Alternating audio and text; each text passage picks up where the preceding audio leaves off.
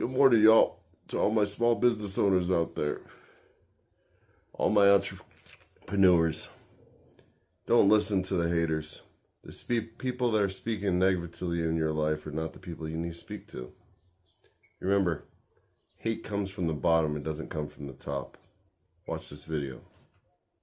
If you happen to make the common mistake of telling somebody who works a 9-to-5 that you're going into business for yourself, and they end up doing the common thing where they say, well, what if you run out of money? What if you fail? What if it doesn't work out? You can kindly remind them that if it doesn't work out, then I'm just going to go back to doing what you're doing. My worst case scenario is your current scenario.